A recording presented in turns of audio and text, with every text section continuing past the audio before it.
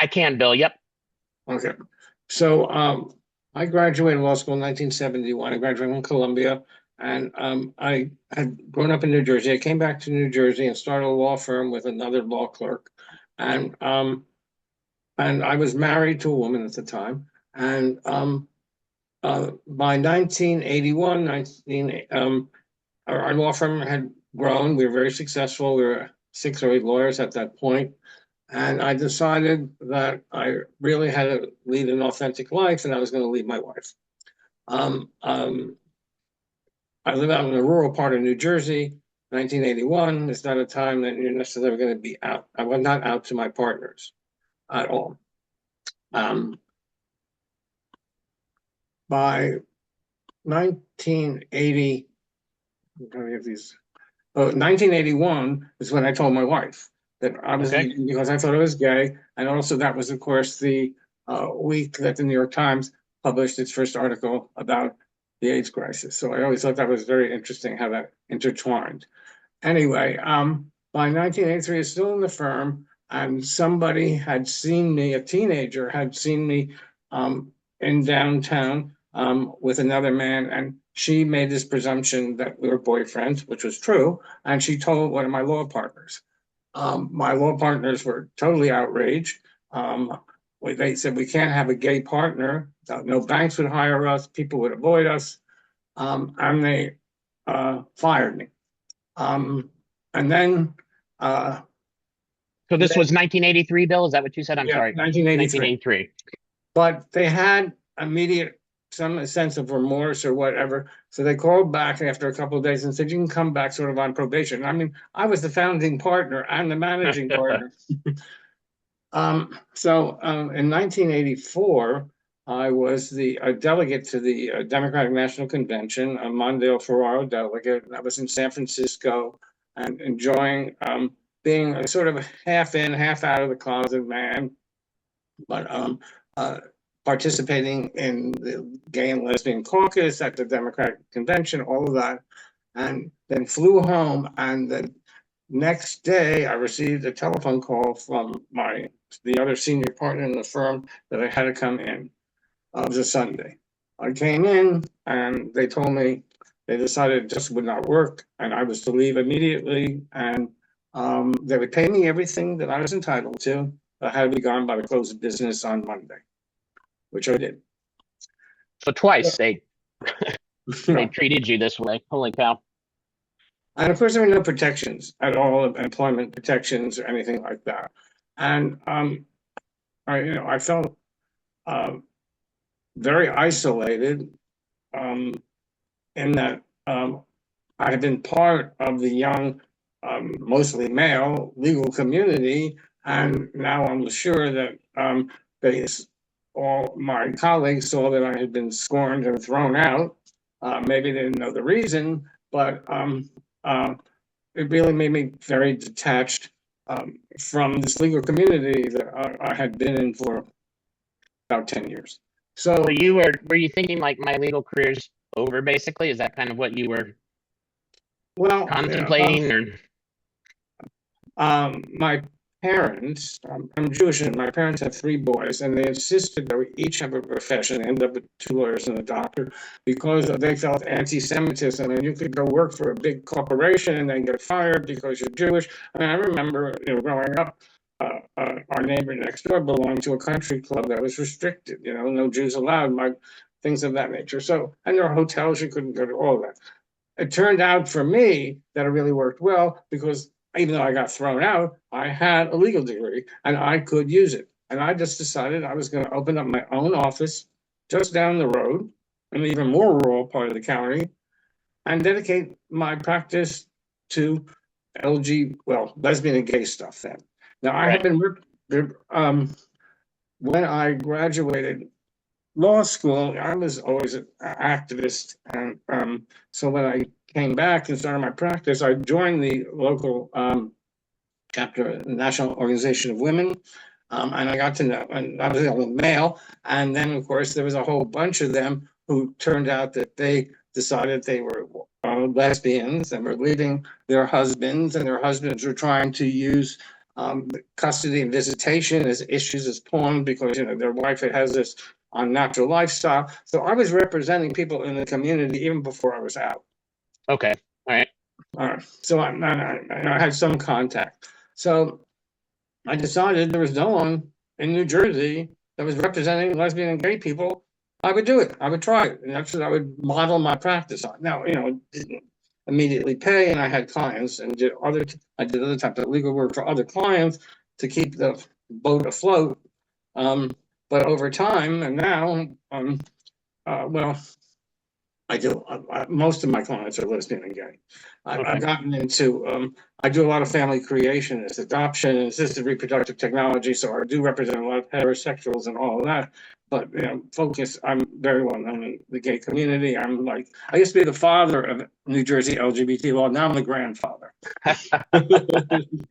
So you were able to take some of your, I guess, non-gay clients with you when you left the firm? Right. And did they know you were gay at all? Your clients, No, the I was non-gay not. clients? No, Okay. no. And that was always, a touchy thing, who knows and how would they know and what would they, how to react? It was still, it was a time of great repression. I was just, remembering Bowers versus Hardwick was 1986. Right. So that hadn't even happened yet. So it's illegal even, basically. Right. Exactly. Did when you started to sort of focus your practice on the lesbian gay community, were you out then to the new clients that you brought in that were lesbian and gay? Did they know you were Absolutely. gay? I was, Okay. yeah, I was going to lesbian and gay meetings, I was All right. going to marches and all of that. But, if a straight client came, there was no reason to say I was gay. That's right. Yes. Okay. I represented a lot of condo associations at that time. So, they didn't need to know. Right. Right. And but yes, but I was trying to market myself to that community, definitely. I think it's interesting that the kind of the third question here under the professional background and context is where were you geographically? And you talked about being in rural New Jersey.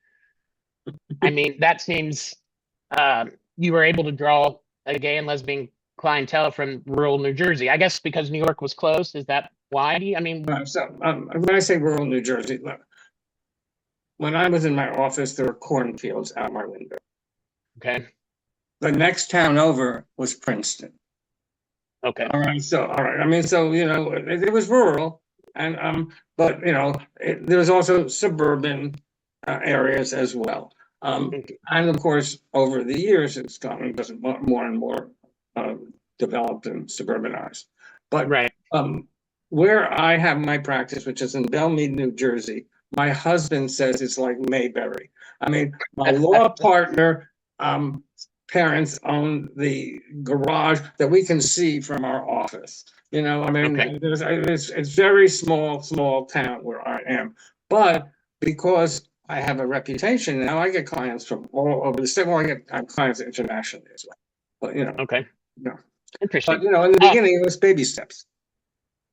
What about, do you remember the first client you had that was either directly affected by AIDS or maybe they were the partner of someone who was who had AIDS, or do you remember that first time where it kind of came into your office or came into your practice? Well, I'm trying to think if I can say the first time. So let me give a little more of my what happened to give a little more background. So here I am, a gay man wanting to live a gay life, and I had decided I should have a therapist that would be helpful. And I remember going to this meeting where this female therapist got up and it was a gay lesbian meeting, and she was talking about cock rings and things like that. And I thought, wow, this woman really knows what's going on. So I started. She became my therapist. To cut to the chase, I mean, we ended the therapy relationship. I ended into a sexual and intimate partner relationship with her. I'm going like, wait a second, I just left my wife to be a gay man, and here I am involved with it. So her name is Margie Nichols. She's a very strong, powerful person.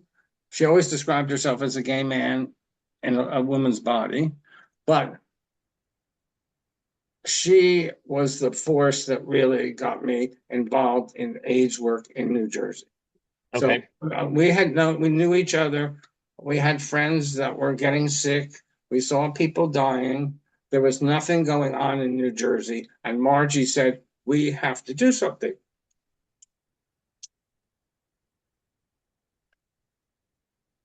And we founded what's called the Hyacinth Foundation, which is still existing today. It's the leading AIDS HIV organization in the state. And I did the incorporation papers and the bylaws, and we set up a board of directors, and I was head of the legal committee. And that's really where AIDS really started to impact me very, very personally. And so this was an organization that was it sort of just like giving any kind of help it could, any type of support to those affected by AIDS. I mean, whether it was counseling or pointing them in the right direction for healthcare, whatever it was. Sure, right, helping with, landlord matter, anything that came along. And it was all volunteer. And there was either people, there were of course a lot of people who are HIV positive. There were other people who maybe had a family relative who died who wanted to give back. And we had no contacts. We were seeking funding. The Department of Health was skeptical about us because we were so new. They gave, the 800 number funding to the poison control people because, we didn't have enough of a track record to get government funding. That, of course, has all changed. Hyacinth now Right. gets a lot. But, it was learning as we go along. I was head of the legal committee as such, and I wrote to the state bar at all the county bars.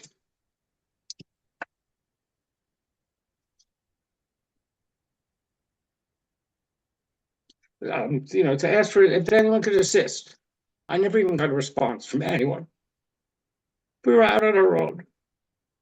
So it's just you and Marge basically at this Well, point, right? we had a great board. I mean, there's a lot of people. Vito Russo was on the initial board. I don't know if you know that Yeah, name. I do know him. Yep. His book I have right behind me, the one about gay cinema or whatever. Yes. Right, exactly. And within the gay community, there were a lot of people who were willing to step up, gay men and lesbians. But and on the legal committee, I just took anyone. They didn't even have to have a legal background. I just tried to train them on what we needed to do and all of that. But the great brunt of that fell on me because I was the one with a legal office. There were other attorneys, but they were in other firms, so they really couldn't do as much, and I could just expand my time as I needed to. So you got silence. Did you get any vitriol? I mean, you got silence from the bar and people you asked for help, but did you get any like public, I don't know, hate or opposition or? No, No. not I can remember. Maybe if I think back more, but so I had those experiences that anyone who did this work had. Going to the hospital for the first time and being told you had to suit up. And Guys, all this protective stuff, which I didn't want to do. And I felt it would make the person I was seeing feel bad that like they were some pariah. And so I did the minimum there. But I ended up doing deathbed roles in many, many hospitals in New Jersey over a period of many years. because when you started this, they still are saying you can catch it from a toilet seat, basically, right? I mean, I remember I was in high school at the time and I was gay. I hadn't done anything, experienced anything sexually gay yet, but I thought I was going to get AIDS just because I was gay. I figured, well, that's my life, Right. because that's all you saw on television about gay people is that they were dying from AIDS. So you're talking about the time when nobody really has any information about it and especially the general public, right? They're just totally ignorant about what's happening. So I mean, I remember going to some conference or speaking at some conference where AIDS was the subject, and I had in those days, you would get a manual, And I said something about AIDS, and I hid it in my office, and my staff wouldn't see. Not that they knew that I was dealing with this, but I didn't want to push it in their face. I mean, I'm sure that in some respects they might be scared. People coming in who are HIV positive. What is that Right. going to mean? You had clients coming in who Right. were sick, and whether they were, you know, prejudiced or bigoted or whatever, they were just worried about their own health, right? So they're just Yeah, they were concerned. not Your prejudiced, staff, but they still, I mean, right, uh, they knew I was gay. So when they were coming to work for me, they already had crossed that hurdle. right. If they're uncomfortable with gay people, they wouldn't have worked for me. What about you initially? Did you have fear initially? I mean, how did you overcome that to be like, I'm going to represent these people who need my help, and I'm not going to question. I'm going to overcome my fear or apprehension I may have about all of this. I I'm pretty loose on these things, and that my fear was more about with my dealing with my clients, keeping myself together emotionally. Yes, I can imagine. What about you? Did you have support from your ex-wife? Did she know that you were gay? My ex-wife knew that's why I left marriage, but I had no support there. In fact, Mhm. I mean, I had determined, before I made this decision that I'd probably lose my marriage, I'd probably lose my law partnership, I'd probably lose my family, and I may lose a lot of my friends. And it still was worth it. I mean, I just had to be authentic. There was Right. no way. I mean, I just could not. I didn't want to wake up at 50 and think I had wasted my life. And all those things came true. Yes, Those things you were afraid of. Yes. I lost, of course, my marriage. That was destined to happen. I got fired from my law You're partnership. I got estranged and disinherited by my family. And no, not so much friends pushing me aside, but after a while, I was just leading a very different life than they were leading. And right. particularly during this time, because if you weren't directly impacted by AIDS, it was like something happening somewhere else to somebody's neighbor's brother in San Francisco. Where I remember distinctly, being in the supermarket and looking, everyone's leading this very normal life, and I'm fucking mess. You're falling apart, right? Because everybody's dying around you. Right. What about so you started with Marge when you first kind of came out, but then did you have a partner, a gay partner, a male partner at some point? And Oh yeah. Now, in retrospect, I can see that we were in a polyamorous situation. I was bisexual, I was identifying as gay. I now categorize myself as bisexual but homoromantic. And I really okay, wanted to be with a man. And Margie knew that. And we didn't really have a vocabulary to deal with all of this. And so, the tension of our friends dying and the dynamics of the situation, we moved on. I then had a partner who I knew was HIV positive when we met. I had at that point, this is like 1987, I guess. I had tested negative. Um, it never bothered me that he was positive, other than I knew that probably our time together would be short. He died in 1993. I'm sorry, Bill. Yeah. And well, I'm a guy with a big heart, so Art dies in 1993. Before the end of 1993, I fall in love with another HIV positive man. uh, but because I had been so involved with HIV and all the ramifications of it, and I was constantly going to New York to lectures, going to St. Vincent's to find out the latest medical stuff. So with my subsequent partner, we got him on the cocktail as soon as possible, and his parents thanked me for saving his life. But anyway, Yeah, if you made it till about 96, probably you had a yeah, chance, right? I right, mean, exactly, yeah. right. So, Um, go ahead. what about, so I can see you become well known in your area because almost by happenstance, I guess you're the only gay attorney that comes out in New Jersey, and you happen to come out when this crisis hits, right? And then you become I would assume sought after. You said you're going to lectures or conferences, Mhm. and your connection with the health community, that must have been fairly strong, right? You said because you were on top of all the medicines and everything. Yeah. And can you talk any bit about that? Like your, I don't know, relationships with doctors or nurses or other healthcare Um, professionals? uh, I didn't really interact that much with them. Uh, I was really doing legal stuff, not medical stuff. But what I wanted to say is, here I am in this rural part of New Jersey, feeling extremely isolated. This is pre-internet. There was no one to reach out to. I mean, I knew some attorneys in Manhattan, or maybe one in Philadelphia. But as a result of this isolation, I sought ways um, to become better connected to other people in the legal world. And I helped found the National Lesbian and Gay, at that point, Bar Association, which is now the National LGBT Bar Association, helped start Lavender Law and all of that. And that was really important for me because it gave me now some connections to other attorneys around the country, and I didn't feel so isolated. And in fact, in the early days of Lavender Law, the first day of Lavender Law, the day before, was AIDS Day. I was totally Okay. devoted to legal issues about AIDS. When was like the National LGBT Bar Association, all that in the Lavender Law? When did So the those? March in '87 is when the initial meeting was in Washington, and Okay. then the next meeting was in '89 in San Francisco, and that's when Lavender Law was. I think we held it at San Francisco State. There were a couple of hundred people there if we were lucky.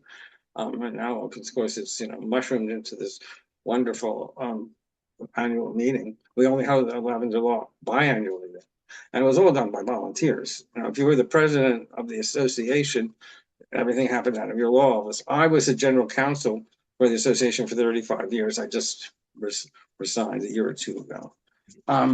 Another thing that I got involved in during this period is one of my clients and friends was very concerned about um, um, drug users who are becoming HIV positive through using needles.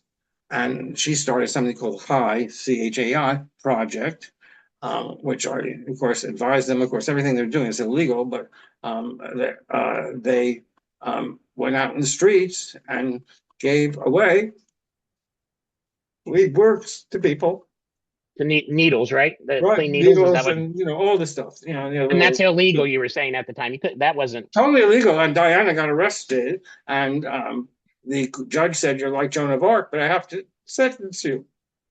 So would you have been representing that individual that got sentenced, or Um, probably advising her initially, and then right, maybe I have was a advising criminal? her, but I was not. I did not represent her in her criminal. I don't do criminal work, so it wouldn't make sense for me to have represented her.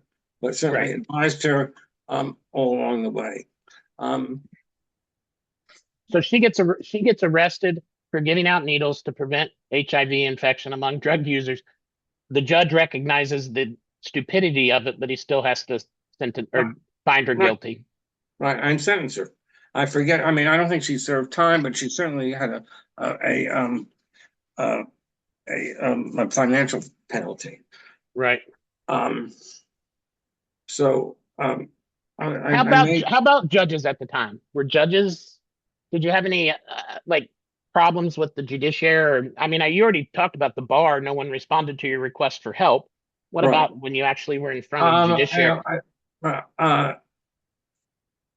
Again, I was there wasn't that many times that I was before a judge where HIV was an issue. I've definitely seen in my career discrimination against my clients because they were queer, Right. but Yep. not necessarily HIV positive.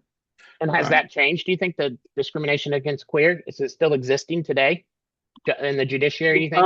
Yeah, well, less so, but yes. I mean, recently was trying to do a name change for a gender non-binary person and get the records sealed because just their privacy. And The judge totally refused. And they go, well, first the judge, I need more information on that. So I have to go back to my client, re-traumatize them. Well, what really happened with your parents? And did your boyfriend really chase you to another state? And why did you lose your job? And all that. And finally he said, well, I'm not doing it anyway. I wrote to the chief judge, put my name out sort of on a limb and said, the judicial ethics say you can't discriminate based on gender identity. And we're talking about, 2020s. Right. And he got pulled from the case. So yes, it does still exist. I've had And you still are having to put your neck out on the line for these things. Yeah. Oh yeah. But I'm a hothead. I'm an activist. That's my role here, Right. So I'm always stretching the envelope in all sorts of ways. I'm thinking of something, Bill. I bet you've thought of this before. You've probably wrapped your head around this before, but you're describing this, you're finished at your law firm, they get rid of you. You come out, or at least to yourself, you recognize that you're bisexual, you're homosexual, whatever, in 83 or 4. Do you view, would your life have been different legally, professionally without the AIDS crisis? It sounds like it's like your profession, you became successful through this horrible thing that's happening, right? I mean, it got you, I don't know. I'm just thinking how they're your success and this horrible thing are sort of tied together, right? And how does that? It made me the person I am today. Definitely. It only emphasized my activism. I had marched against Vietnam. I was at Columbia Law School during all the riots at Columbia. So, Okay. this just made it even more pressing. And yes, and in many ways, it helped develop my reputation. Right. Without, I mean, and that's kind of, I don't know how to, you have all these, so many deaths around you, and yet your life is sort of exhilarating in a way, right? I mean, I don't know I don't know if I'm catching it right. You know what I mean? But I'm trying to figure out how you felt about that when it's constant death around you. Your friends are dying left and right. People are not helping you or helping the gay community, but yet you are living this life that's kind of must be adrenaline. You must have been going, and feeling pretty good about that part of it. Right. And, you didn't have time to process anything. Every day was a new crisis. So, you just dealt with that day's crisis and then you moved on. And it takes its wear and toll, definitely. And it's very hard for me to talk about this period.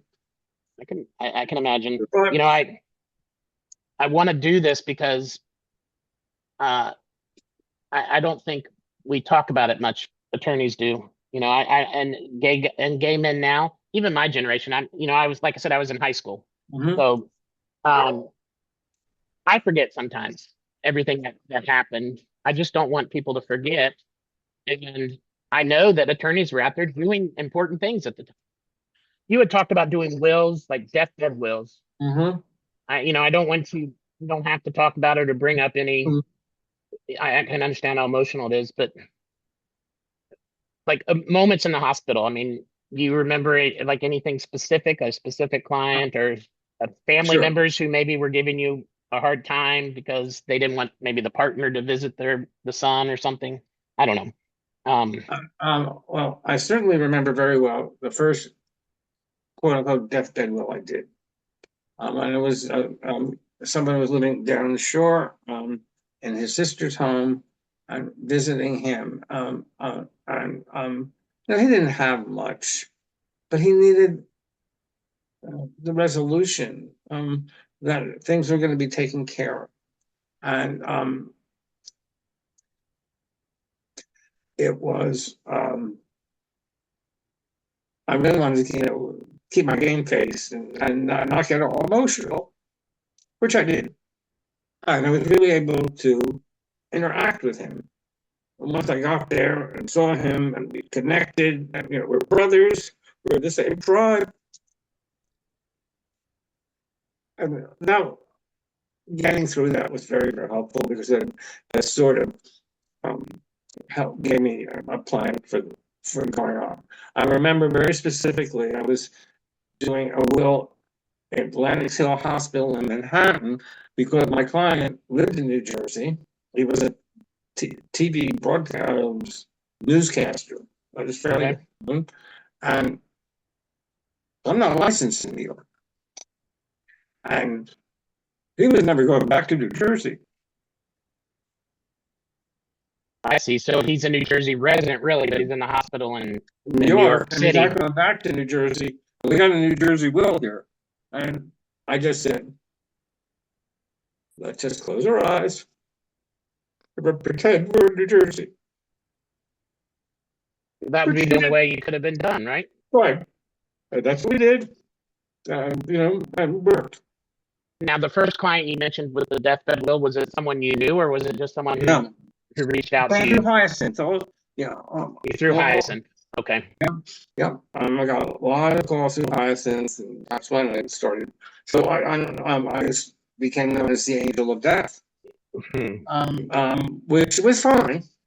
Right. But it meant, if I was coming, it was near the end, but you gotta get your affairs in order. Because they're probably within the month they're gone, right? Probably. Mhm. Um, did you have some where instances? I remember when I read some of the healthcare stories, nurses and things, they would talk about family members. They find out their son's gay for the very first time when they find out he has AIDS and he's dying, Right. and just like how, uh, I don't know, how traumatic that would have been. Did you ever have any issues with family members where you were trying to I maybe, have plenty of issues with family members, sure. yeah, like Um, trying to be an intermediary somehow, or trying to, uh, I'm trying to I, sometimes, protect the survivor, couple from the family members of the deceased coming in and just raiding the place and saying everything belonged to the deceased. I had, or that it was the deceased home, and I'm trying to evict the surviving partner when he was, also ill and going through his own stuff. so you had those things happened. Oh yeah, all that. And you also have to remember the HIV population in New Jersey is not it's not like Manhattan or San Francisco. There are plenty of heterosexuals.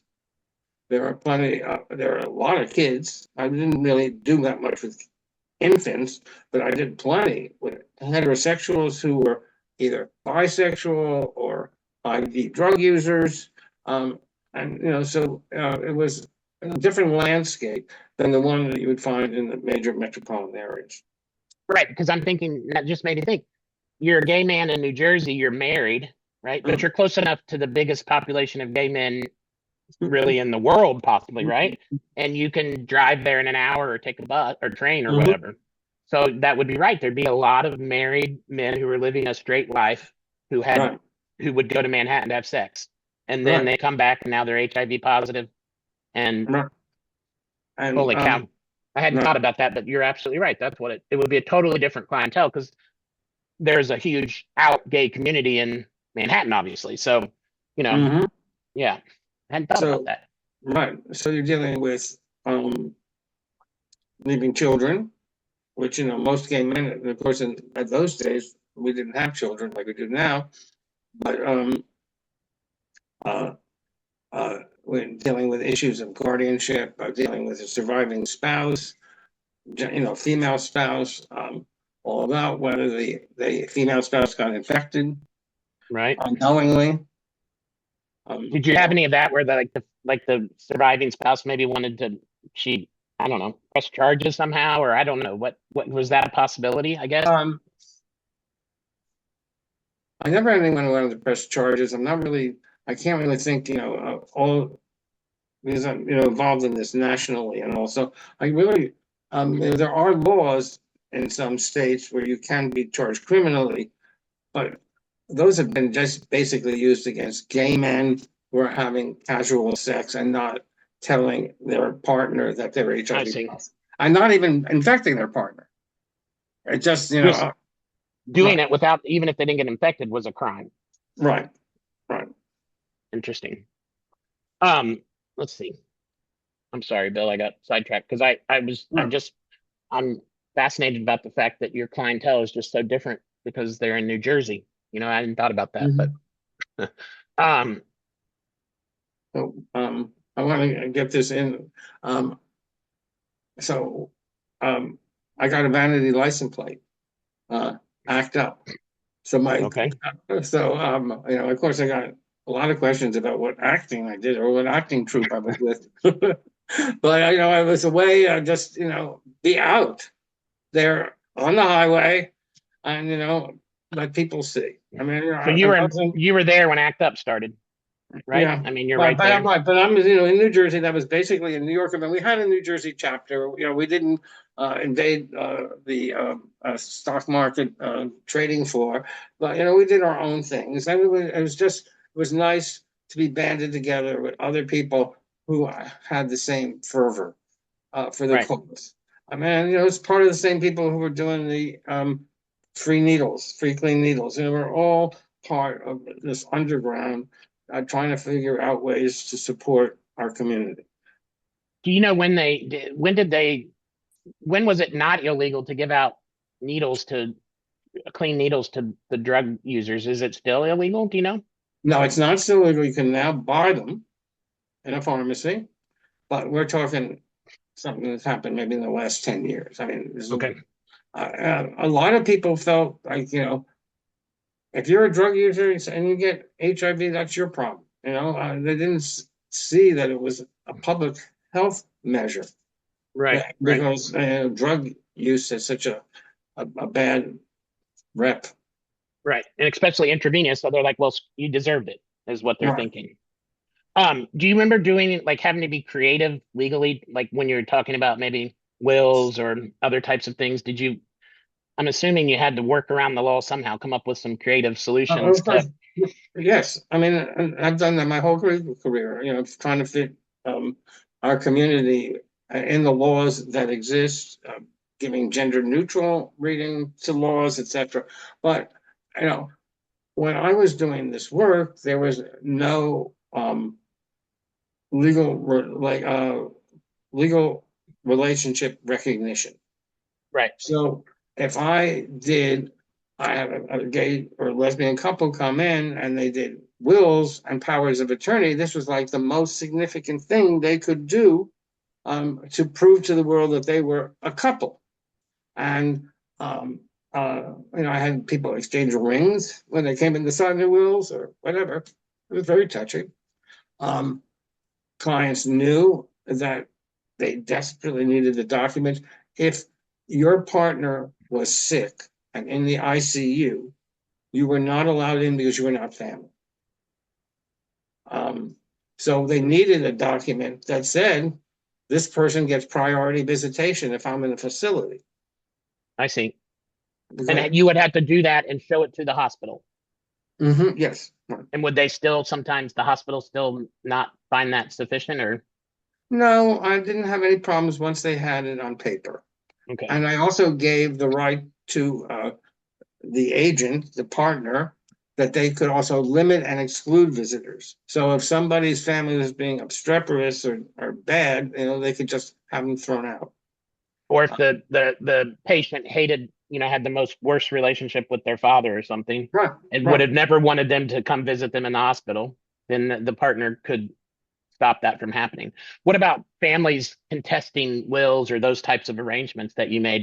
Did that ever happen where they Not, no, not. I've had that happen in my career, but not in this context. okay. Um, uh, I mean, I had families, and as I said, sweep in and try and just take positions, Right. or use whatever leverage they could. Um, I certainly saw families that excluded people from attending funerals. In the beginning of the epidemic, it was hard to find a funeral home that would take a person who died of AIDS.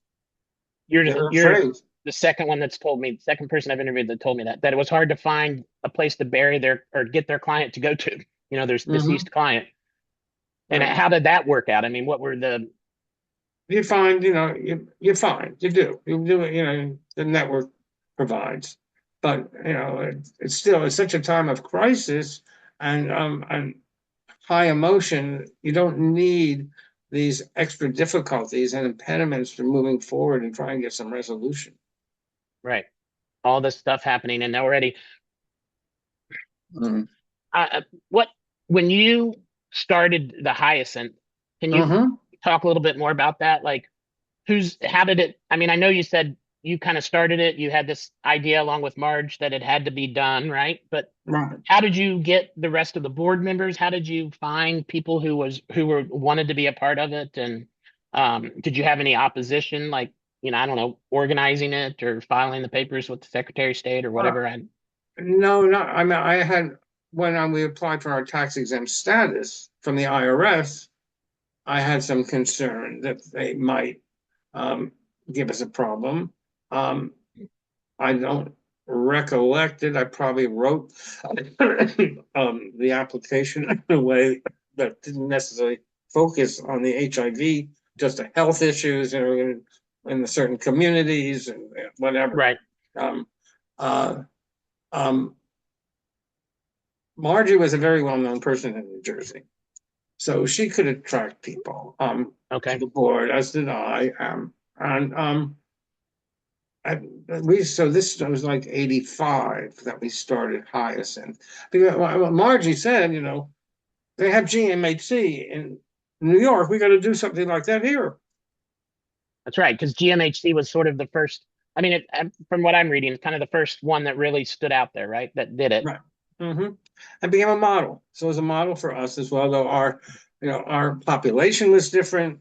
We were not concentrated in, New York City. We were 21 counties all over the state. And there were other people in other parts of the state doing things, but nothing as widespread and significant as Hyacinth became. How did it work and spread out over 21 counties? Were you located in one place and you just took phone calls, or how did you? We had people would call in, if they needed a will, I would call back, or somebody on the committee would call back and find out some basic information. Then generally would turn over to me to prepare the documents and Okay. then make the arrangements to go and have them executed. So that's And what so I did. you would travel to the county to see this Right, where person. they were. Right. I had not that many people came to me. I met more to them because they were Okay. ill. Right. And I spent at least two Christmas days. I remember. I mean, so as Jewish as it didn't matter to me, but go into somebody's house on Christmas and having them sign their documents. Were clients like really reluctant to actually ask for your help? I mean, it seems like I'm thinking they're HIV positive, they're dying of AIDS, but they still really haven't admitted to themselves that they're gay, right? Or they don't want to they don't want other people to know they're gay. I mean, did that happen in you? And so they were reluctant to ask for your help, or they were, I don't know. I don't know what I'm trying to get at, but did Um, you kind of have to um, talk you to know, them about that personal stuff too? Like it's okay, you're gonna have to, these are things you have to do. You can't worry about, I don't know, I don't know, your sexuality. It doesn't matter now or whatever. I don't know how you would handle that really, I guess. um, I'm sure if it did come up, I don't recollect it specifically, but I'm sure that if it did come up, was very sex positive about this, and wanted them to find comfort in the final moments of their lives. This is so hard. We're talking about 20-year-olds and 30-year-olds. I'm not talking about 70, 80-year-olds. I'm talking about Right. kids. Who 5 months earlier were healthy and attractive and vibrant. I look at the pictures of my 30th birthday party. This is a cliche, but all the guys are gone. I tried to start a lesbian and gay bar association in New Jersey, modeled on one that they started in Manhattan. Everyone who was initially in that is dead, except for me. So if you graduated law school, you said in 71, is that right? Right. So let's just say you're mid 30s when you start this, right? Yeah. All right. I'm mid-30s. Yes. Your life. So I mean, that might have saved your life, right? That you didn't really come out of the closet until you were in your What 30s, saved my right? life is moving back to New Jersey. Okay. I Because you were definitely, in, because I was married, but there was sex available. I was on the down low, I guess they call it these days. yes, that's what they Um, call it. Yes, DL. and if I'd been in Manhattan, if I'd stayed in Manhattan, I would be dead. There was just been too much temptation, and I would not be restrained. living in New Jersey, out in a rural part of the state, as a perceived heterosexual man, I had much less opportunity. And I say living in New Jersey saved my life. Definitely. Yes, right. Because if you'd have been a gay man in Manhattan, chances are you'd be Right. Or dead. bisexual, right? Right. Bisexual married man, I would have definitely, yeah, yeah, I would have beat that. Um, did you ever have to? Let me think how to ask this. Um, I know there was like tension when AIDS first appeared, when it was GRIDS or whatever. It wasn't affecting other people. They called it GRIDS Mhm. or the gay cancer, and gay men were like, we don't want to stop having sex. It can't be because of sex, because that is what we fought so hard to be able to do, Right. right? And they didn't want to give that freedom up that they had. And then you had some Absolutely. some members of the gay community saying, well, look, that's the reason why everybody's getting sick. It's transmitted through sex. That tension that existed there, did you ever, I don't know, fit between that tension or have to manage that tension between I had people to or navigate all of that. It wasn't until they were able to identify how it was being transmitted. Any sexual encounter you had was fraught. You know, could you get it by kissing? Could you get it by, uh, uh, just having oral sex? No one knew. right, Um, Once the rules came out, it was much easier to navigate. And gay men still wanted to have sex lives. We just had to do it right. within certain parameter. I was with my partner, Art, who died in 1993, and then my next partner is HIV positive for another 10 years, and I never seroconverted. And we had plenty of sex. Right. So, So when did those rules come out? Mid 80s? Is that about when they knew that exactly what the cause, like yeah, everybody should basically, you most unprotected, yeah, anal sex mostly was the right, thing, right. right? And then even, right, and most oral sex was considered fairly safe. Right. What about I'm fascinated. I found that I became fascinated with the conspiracy theories that many gay men believed caused or how AIDS came into existence. And I don't know why it doesn't really have anything to do with the legal world, I guess, but I'm just imagining you are counseling people because they know that you know a lot about AIDS through your legal work, not only about health issues. Some people are probably asking you about health issues, like can I have sex with this person? How do I do it? But also maybe the conspiracy theories that were around there asking you your opinion about those, or I don't know if that kind of situation came up at all, but That would never get very far with me. okay. It's conspiracy theories, or I people. don't believe any of them. I just find the Right, but they're out fascination that there. people had. There are some And people that were fascinated by them, and um, and I think you're scared to death, and it gives you a simple answer, and so you latch onto it. right, A lot of people were trying all sorts of alternate therapies, alternate meds. Uh, the years when people were taking AZT and you had to take it every 4 hours, and every time you were in a group of gay men, somebody's buzzer would go off, and somebody else's buzzer would go off. You knew they're on AZT. oh, you saw a lot of friends or clients on AZT, probably, right? Did you see any of that benefit? I mean, I know some people benefited from it, some didn't. Was it I can't mostly tell. No, I don't know any success story from AZT. okay? Or even that it kept people more alive. But we were all grasping at straws. And we did what we had to When do. What about like working with insurance companies, either for to cover or to pay out on a life insurance policy or medicines, or I don't Well, know. of course, that's when viatical arrangements came into being.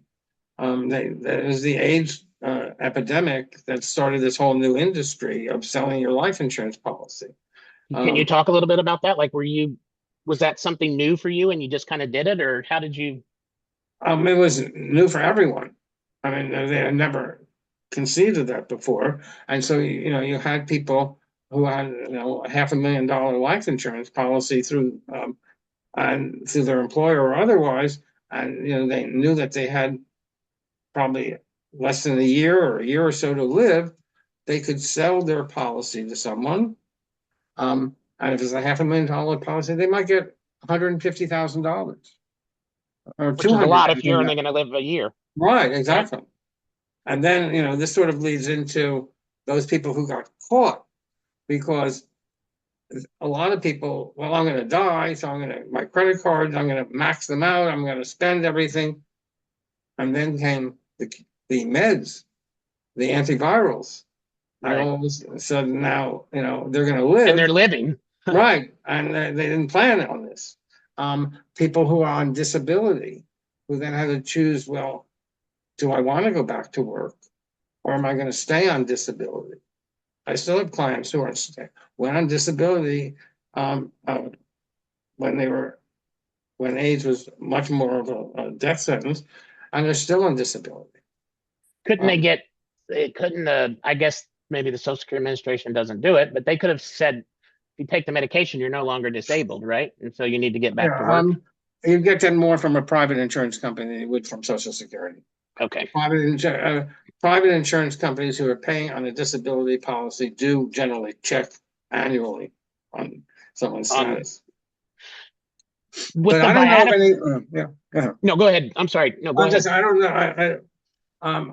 I it's so hard to remember since it's so long ago. I don't remember anyone losing their disability, whether it's private or through the government, because the antivirals came along. Because you could still have been very weakened Right. at that point. And you still have also probably a lot of emotional issues that had crept up in your Uh, life too over that. With the viaticals, was there a seedy industry that came into existence? Like I can just imagine people buying an AIDS patient who's dying, buying their life insurance policy. It must have tasted bad to somebody, right? I mean, you know what I mean? Like, of course, not to you because that client needs it, but somebody might have looked at it and said, "That seems, I don't know, you're Ghoulish. buying." Yes, Right, yes, right. It's a way to make money. I right. have no problem with it at all. It made a lot of people's lives much better as a result. And they have ads now on TV, but there's a Yes. retired couple, they have their life insurance policy, they can sell it. So I But don't know. I know nothing about this. So you're saying that really is the birth of viaticals, the AIDS crisis. yes, as far as I know, that is the birth. It may have existed before, but it's opened up a huge But not market. heavily. Yeah, it opens up a huge market because a lot of these guys were young and working, so they probably had good life insurance policies through their Exactly. employer, Right. Yeah. Mm-hmm. and so someone buys it. What about like? Did you ever have to? I don't help somebody sell all their life possessions. I talked to another attorney about that, where they're trying to raise money too, like Mm-hmm. selling their life insurance policy, but then also selling everything they own, and just the problems with that, and people, I don't know, being a little opportunistic over the fact that somebody wanted to sell all their goods because they knew they were dying, and people trying to take advantage of that situation. Or I'm more remember, and I had an AM/FM tuner that I got from Art, who got from somebody who died, who got from somebody who died, who got from somebody. So all of this, sort of memorabilia passing passed on. along. Yeah. Yeah. And real estate issues, like people who owned real estate, and then they you would have fixed that in the will, probably, right? Who it went to. All right. But the issue that was the most troubling was in New Jersey, we have an inheritance tax. And if you leave it to your family, there's no tax. But if you leave it to a stranger, there's a 15% tax. Okay. So, you and your partner own a house, and there's $100,000 in equity, and your partner dies. Within 8 months of death, you have to pay 15 times 50,000, $7,500 to the state of New Jersey. I had people who had to sell their homes. Because they couldn't afford the 15% tax. But, And does that still exist in New Jersey? well, now we have legal recognition of relationships. So if you're in a domestic partnership or a civil union or you're married, there's no tax. Okay. And I mean, I do a lot of estate planning with same-sex couples, and they come in, they're unmarried. That tax, I've driven more people down the aisle when they see that they're going to have to pay 15%, but if they get married, they won't. They won't have to pay anything. So you remember instances where partner dies, that and the couple, the own the house together. It's not Right, just the house. So they get half of the living partner gets half of the value of the house, right? But right, then the other half they have to pay 15% on, and you're saying people then would have to sell that property. So then right. they lose their And partner. Now they're 15, losing their house plus right. And $15,000. 15% on the automobile that you inherited, 15% on the savings account you inherited, 15% on everything that you inherited, except they must have had a wonderful lobby. Life insurance is exempt. Okay. So if they had But life that insurance, was a became a great vehicle to help pay the 15% if the to person just had keep life their house if insurance. they didn't have life insurance. And so then you have people filing bankruptcy maybe or losing everything because they can't even afford to. Right, and right. Uh, and going, spinning into a cycle of despair. Your Right. partner's died. You have to sell your house where you lived. You owe all this money to the government. You're fighting your own illness, and sense of alienation. Yeah.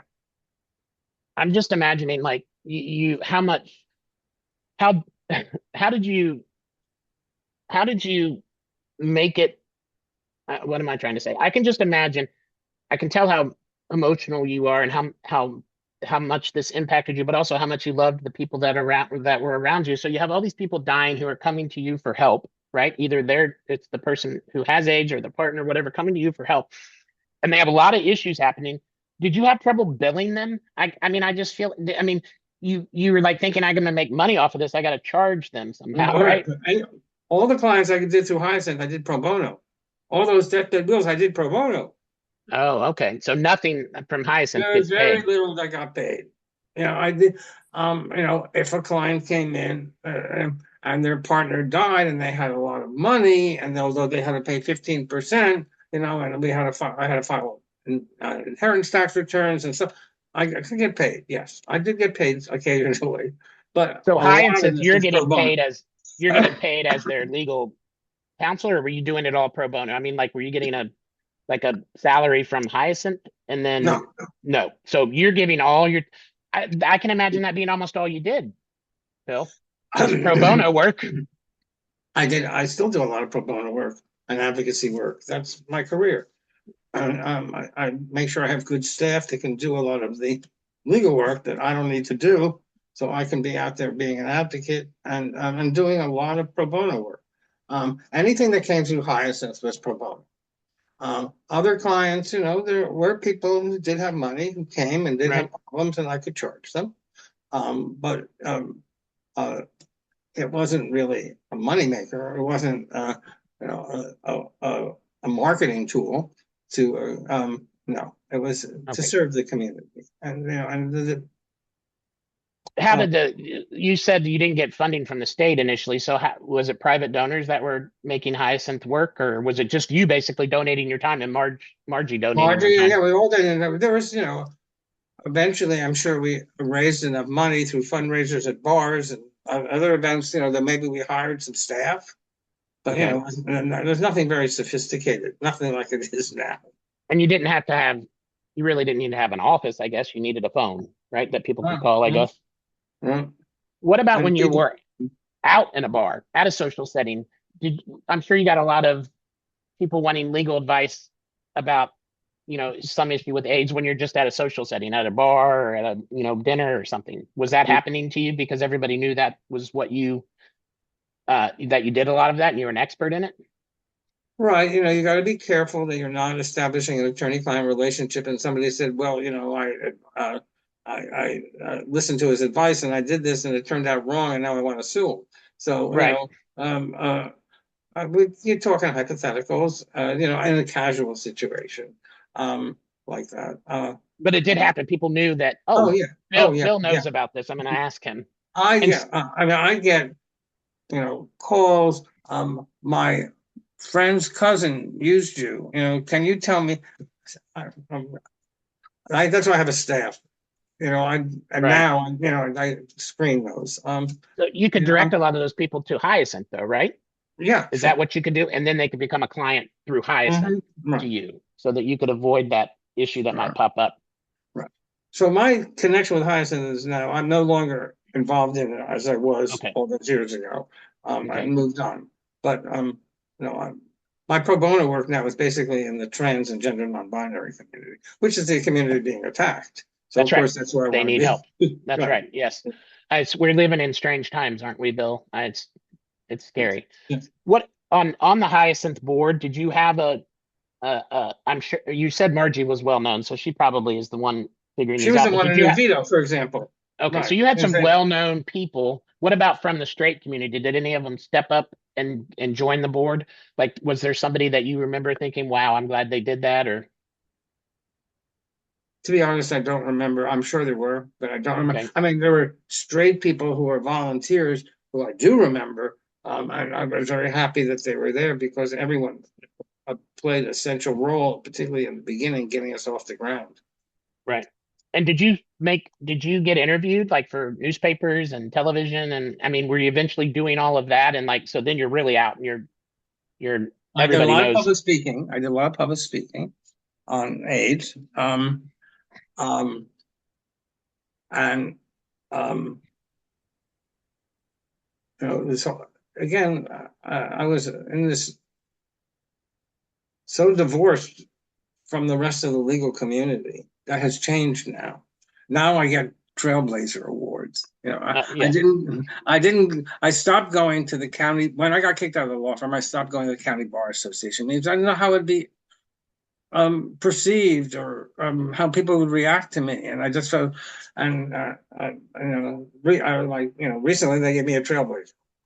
So the things that you used to get criticized for, and now Yes, you're getting awarded for them. Yeah. Right. So you just said you were so removed from most of the bar. And earlier you said you didn't really experience much much discrimination or much hatred from other attorneys or the judiciary. Is that just because you were so removed from it? Do you think it would have been different if you tried to stay in there? You would have experienced some. Before I came out, and a group of us attorneys, and Somerville is the county seat of our county, and we had an office in Somerville around the courthouse in a very typical situation, particularly in a rural area. And we would go out to lunch every day. And I remember when Leonard Matlovich's picture was on Time magazine. And one of the people at lunch said, if I ever saw him, I'd punch him in the face. He's gay, he's a faggot. And that's what it was. Like that. And that's why I avoided it, because I didn't know, right. He said that to me. He didn't know I was gay. And so he later became a Superior Court judge and was super nice to me. I think, a lot of people over time have come to me and said, what your partners did to you was wrong. But it took decades. What about your partners? Did they ever come and said that to you? No. And if you were a partner, did they have to buy you out or? Yes, they had to buy me out. They had to buy you real out. estate and all of that. They paid me every penny I was entitled to. I can't say that, but and they were scared. Right. And, if they had an openly gay partner, that they would, that it would affect their business. And did you understand that and did you understand that and respect it in a way, or did you understand it and still think it was bullshit, or did you not understand it at all? I do understand some of where they were coming from. On the other hand, we had this period where I was brought back for a year. I had super billings. I brought in all these clients. I brought a lot of gay clients, doctors and lawyers and all sorts of, but it was tainted. They brought you back because you made money, right? They wanted, right. Yeah. Right. Have you remained cordial with any of them? I mean, you ever? One of them committed suicide. One of them died of a heart attack at age 36. And the other one, the original partner that I started the law firm, I have not seen in years. I think there's some embarrassment about it. One of the reasons I was afraid to go to county bar meetings was they would be there. Right. And today you'd sue them. You would have had a right. They couldn't have done what they did today. So they Right. know that the outlook has changed dramatically. And there was so many people who had questions about it, straight people. Now it's decades later, and one of them has a trans kid, and one of them has their daughter's a lesbian. It's all changed, how it's all perceived. But uh, then it was, uh, criminalized, pathologized. Right. There was something wrong with you. I mean, I'm imagining you had clients in this time who said I got fired because I have AIDS. Now that would have been illegal, right? But I'm sorry, firing them say because again. if a client in 1983 or four Right, or five right. had been fired by their employer because they had AIDS, that if that was the specific reason the employer said they fired them, that would have been illegal, right? Because it was a health condition. But if they said I fired you because you're gay, that would not have been illegal. Is that right? Am I Definitely thinking right. Uh, yes, I guess if they fired them because they had AIDS, there might have been a cause of action. But most employers are smart enough not to do that. right? And they fire you because they find out you have AIDS, then they say, well, you're gay. I don't want you working here. Did Right. you have that happen a lot? Did you have people saying I lost my job? They found out I had AIDS and I'm gay and they fired me, or I have plenty of people who felt that they had job discrimination because of their sexual orientation. Listen, my landlord, I'm in the same space I've been since 1987.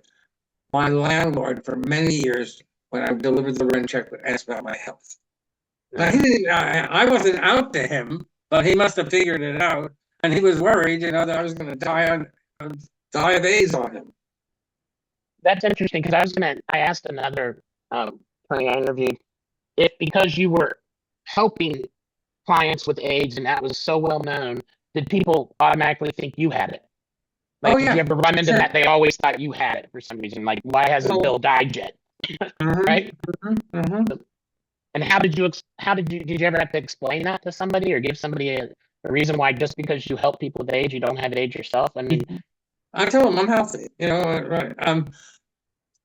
I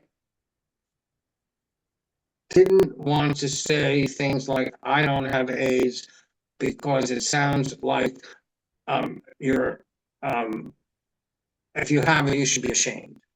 right. And it should be shameful.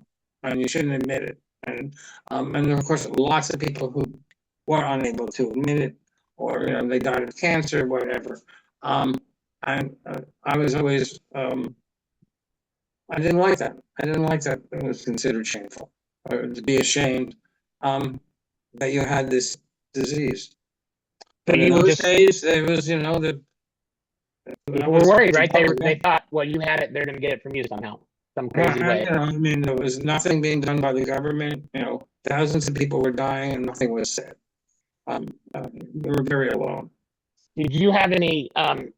Did you do anything like with the legislature in New Jersey? Did you ever, or ever try to work on law, changing laws or city I've written a ordinances? lot Or of laws in New I Jersey. saw that on your, I think on your website for your bio on Right, your firm. and I mean, I was the one who codified marriage equality in New Jersey. I helped write the gestational carrier law and streamlined the adoption process so that same-sex couples can get their paperwork in order. So they have a judgment that's subject to full faith and credit. They're free to travel. All that. Yeah, I do a lot of because in the very beginning of my career, I uh, was involved with Common Cause. This was right after Watergate. I helped write lobby disclosure laws, financial disclosure laws about campaigns and ethics things.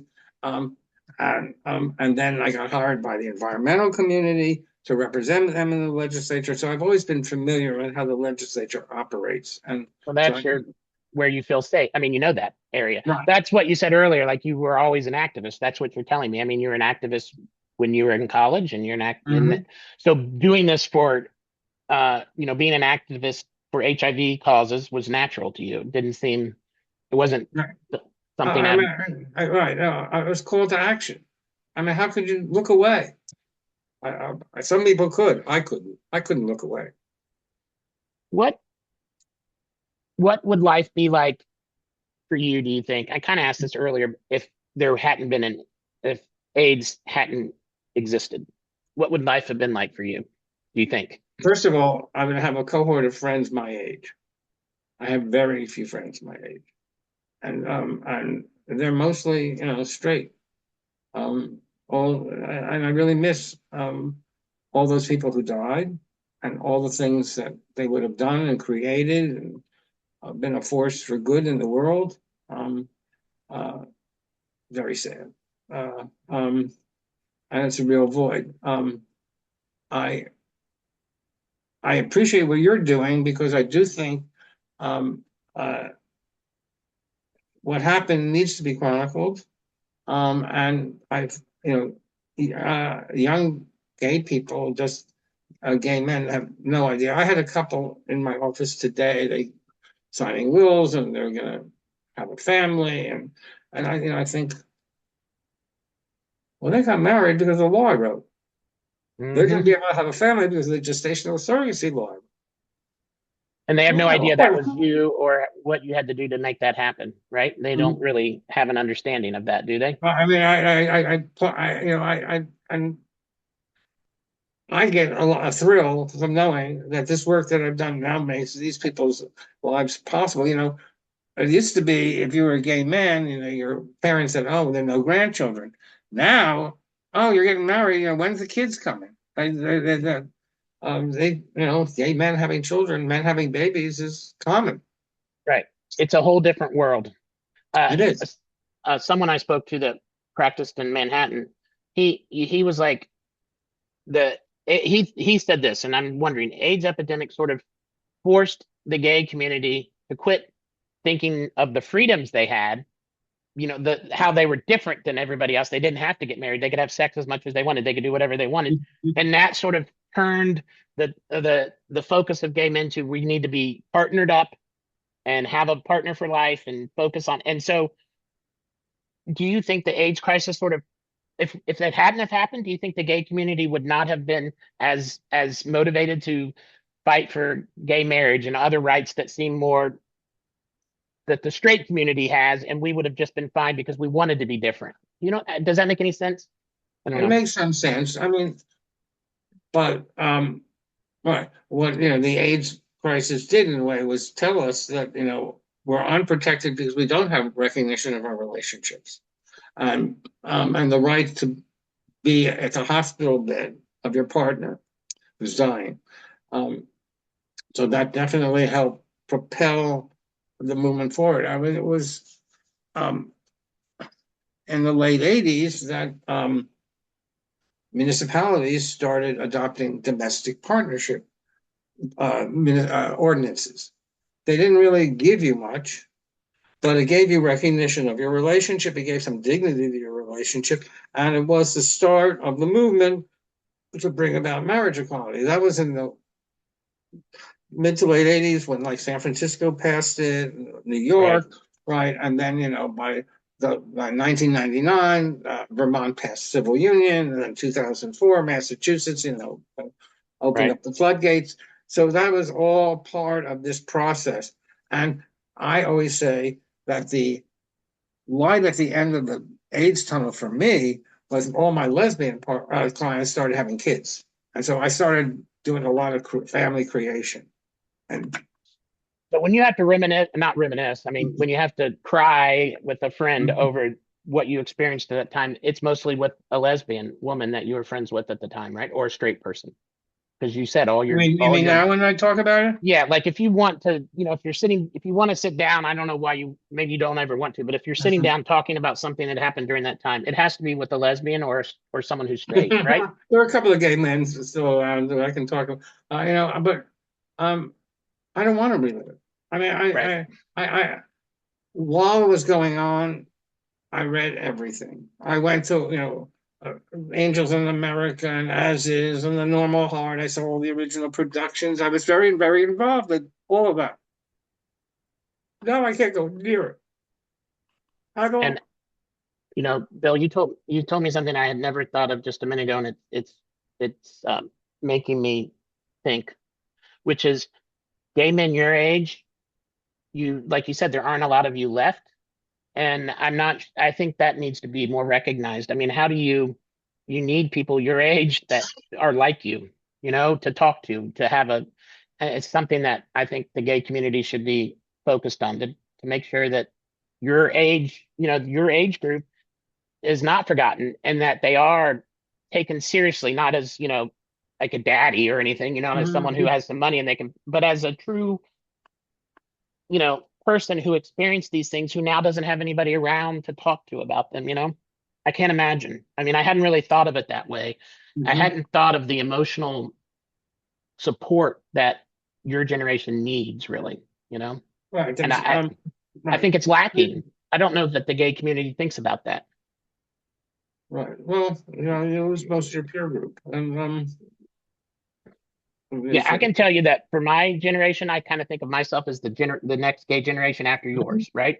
mm-hmm, For my generation, it was to try to not even think about it. That's what mm-hmm, we did mostly. Don't have much sex, and never even say the word out loud. And that was how you didn't get it, right? We were totally in fear of getting it all the time. That's what most of my generation is like, I can't, I'm going to get AIDS. I'm going to get AIDS. I'm going to die from AIDS. I'm going to die from AIDS. And so to avoid that happening, we just didn't acknowledge that it existed. mm-hmm, That's what I did for 30 mm, years. And it wasn't until I decided at one time, my husband and I, we wanted to adopt children. I was living in South Dakota, working at the University of South Dakota, and we had to get an HIV test. I'd never had one before. I'd, mm, never had unsafe sex, and I'd only been with a few people. And I got this test, and then it allowed me to finally think about AIDS. And I started reading everything. This was about 10 years ago. It liberated me from the fear that I had been living with my whole life, you know, that So I'm fascinated that in order to do an adoption, you had to do an HIV test. Is that because yes, you're gay? I know everybody had to. Now they Okay. probably passed the law in South Dakota because they, for gay men, but they made it so that everybody had to. But it Um, liberated and me, my mind. I was able to then say, okay, I'm not afraid of it. I'm going to learn about it. I'm going to talk to people about it. I'm going to, um, and so anyhow, I just wanted to kind of tell you that that's how it became something that I could wrap my head around finally. And I'm glad that mm-hmm, I have. Yeah. mm-hmm. We didn't Um, wind up adopting. We were foster parents for a long time. And then my husband, I was with him for 23 years. He passed away a couple of years ago, unfortunately. oh, So, I'm sorry. um, There's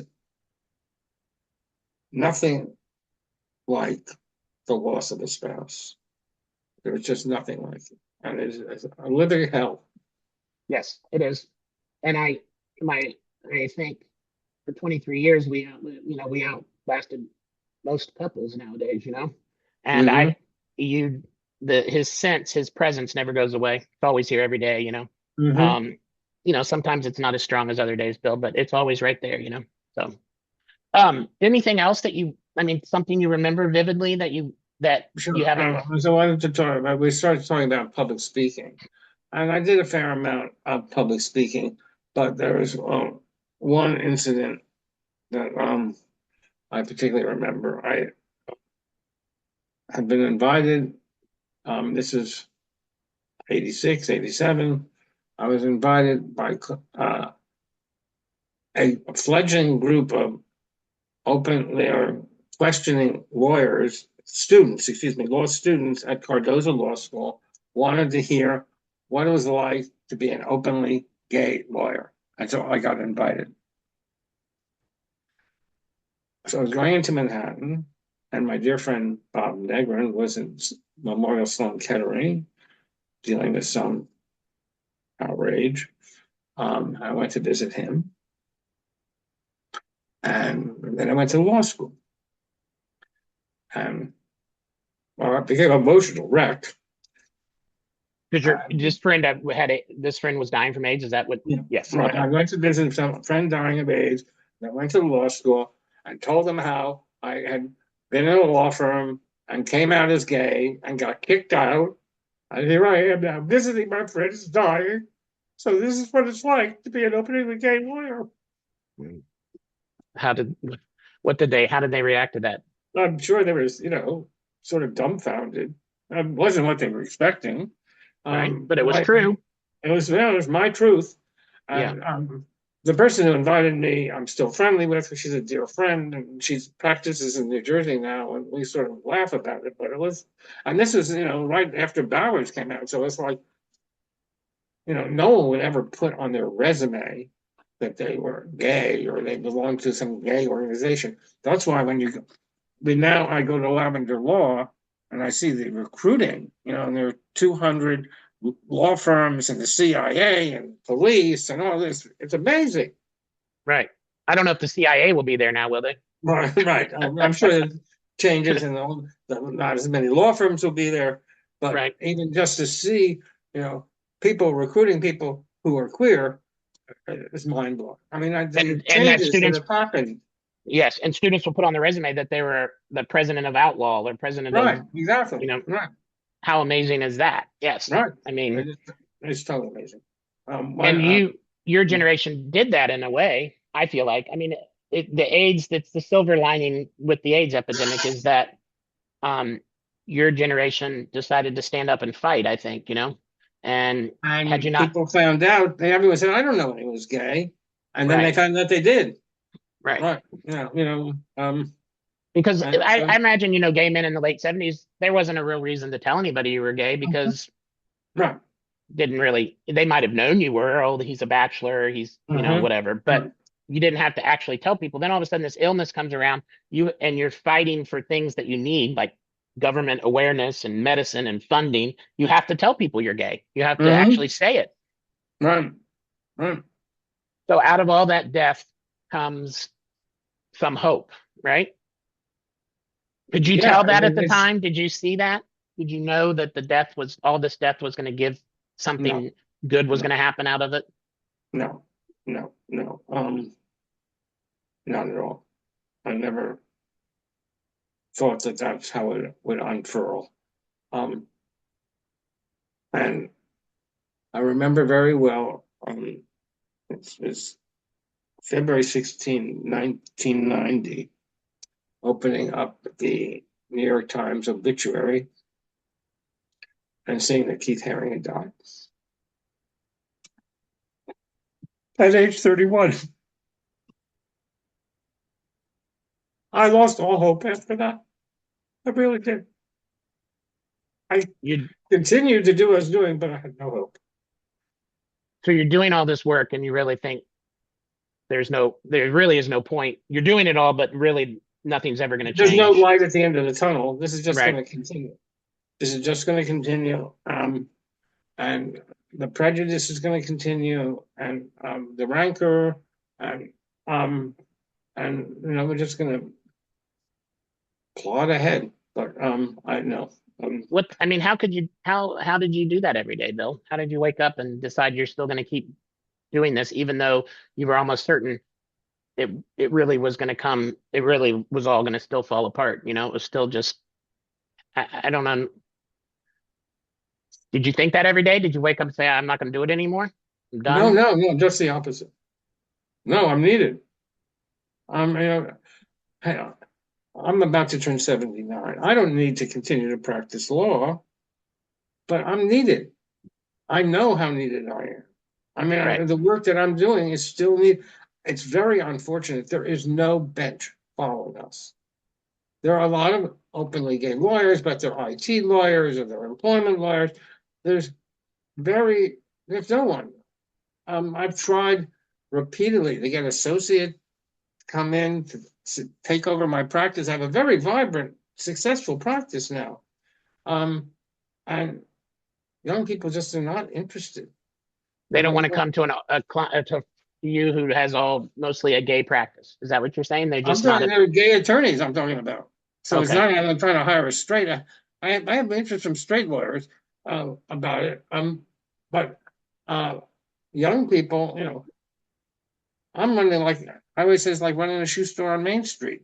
I gotta, I have staff. I gotta worry about payroll. I gotta make sure I have supplies. I gotta make sure I got clients coming in. And young people, they'd rather have a civil service job. I mean, it was disappointing. I had two associates, and one decided he wanted to spend more time with his son. He didn't want to work full time. And the other one, I think, got really scared. I mean, he was successful. You could see the practice was successful, but he was going to inherit this, and there's going to be all this responsibility. He went and took a government job. I see. And right now, the trans community is what needs the most help right now, right? Pretty Yeah, much. gender and gender non-binary. Yeah, And that's where you still feel like you're doing something positive every day, I right? do, Legal Services in New Jersey sends me all of their trans and gender non-binary matters. So I do all that pro bono.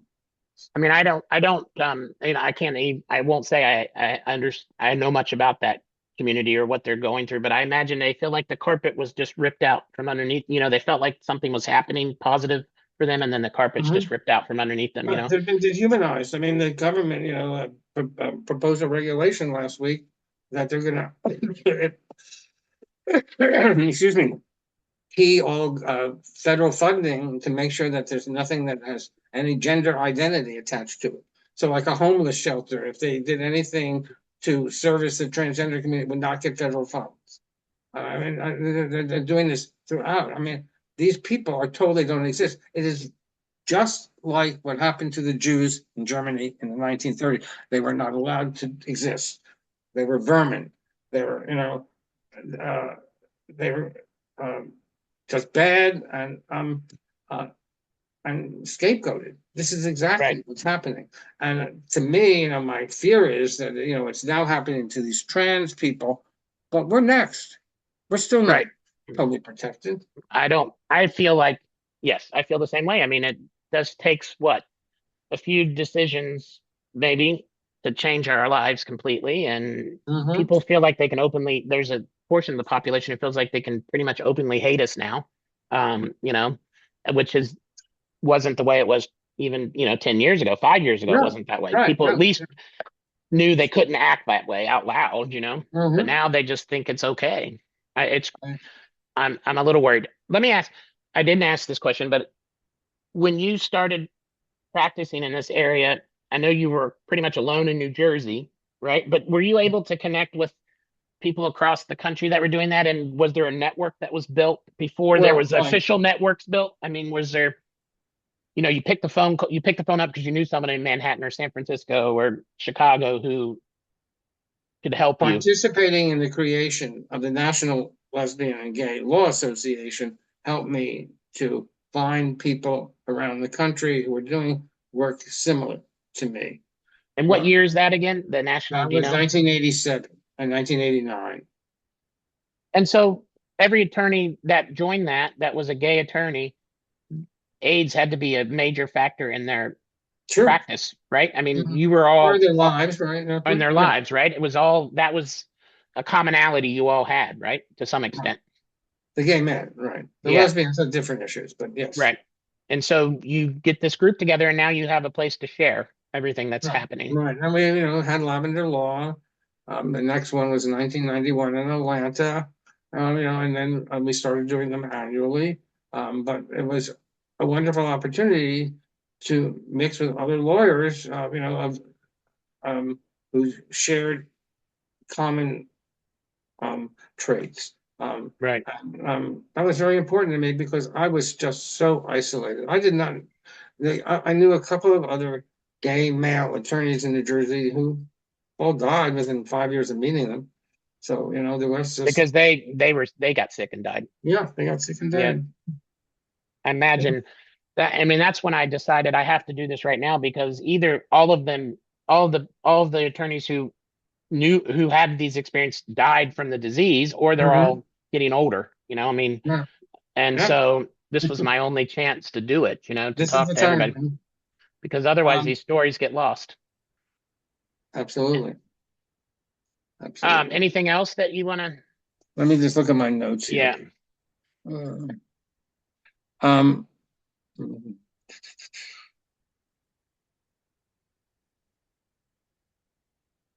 okay, well, first of all, there was a type of care that I participated in called co-op care.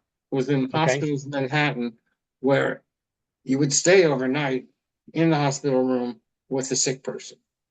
And it was a way, I guess, to help with the burden of so many people being sick in the hospital at once. Um, uh, but it was also wonderful in a way to be able to spend all that time with someone. Um, um, I, uh, I And also this was an organization that you helped create, or was it one you no, no, joined? no. This is co-op care. So I think it was NYU Hospital had it as a program. Okay. You could All right. come, stay overnight, help them by staying overnight with these very sick people and participate in that. Um, and of course, this is true, I'm sure, of many people who lived through that era. We started to keep a list of everyone we knew who died. And then, once it reached a certain point, you just so much. It was Yes. I too mean, long. your list probably got way too Yeah. long, right? Well, once it was 50, I stopped. I remember watching the documentary. We were here. I forget. It's about San Francisco, but during the time, but like they printed all the people's pictures and pay in the newspaper, and it was like 1,000 something, Mhm. and it was like every other gay man, and like you said earlier, lost all the talent. I mean, not because if you're gay you have to be an artist or creative or Mhm. something, but so many of them are. You lost interior designers and architects and actors Right. and painters and people Hmm. who may have become who hadn't blossomed into what they were going to be, but they were going to be Right. something amazing. Right. And they died at age 31, Yeah, just at when their career was taking off. yeah, Right. ballet dancers. I mean, Yeah, just people who were going to be amazing. We my lost partner it. who died was a dancer. Yes. Yeah. Yeah. Let me just Is there see. anything you think we can learn from as a legal profession that you learned during that time that we could project onto any other? I mean, hopefully we never have a crisis like AIDS again, but I guess in a way, COVID or something where there's Hmm. some other epidemic, something um, that we can say, hey, this is a way to react or to to give legal advice or to act as lawyers when something like that happens again, I guess. I was thinking of COVID. Somebody mentioned COVID to me as Hmm. being, it's obviously not similar, but it is, I guess, kind of similar. I don't know. And we had a bend to COVID. I mean, Yeah. we were doing wills. I did deathbed wills for COVID. We had people who, would come to the law firm and stay in the car. And so we, found ways to accommodate fear of So you're doing a contagion. lot of the same things you did at the time, right? Oh, You yeah. have to Yeah. travel to them. People are afraid to be around them. Hmm. Yeah. You probably did some, I don't know if you did any wills where someone is going to be dying, but people died Yes, I from it, didn't did. they? Yeah. Yeah. Yeah. And it's shaking. It's uh, uh, and of course, having lived through the AIDS epidemic, it was much easier for me to live through the COVID epidemic. I was going to say this was unfortunately Training. familiar to you, right? I Right. mean, Right. yeah, this Hmm. wasn't something that shocked you. And as desperate as things are today, and particularly, I see so many gay and lesbian and trans clients, um, and they're all scared, rightfully. But I say, well, I lived through the AIDS epidemic where people were dying every day. At least we're not dying every day, and Right. there's hope. It will pass. Maybe not during my lifetime, but it will pass. The pendulum will swing. We got through that. We'll get through this. We just got to stay strong. It's hard for a young person to realize the pendulum does swing back the other way, doesn't it? Right. Yeah.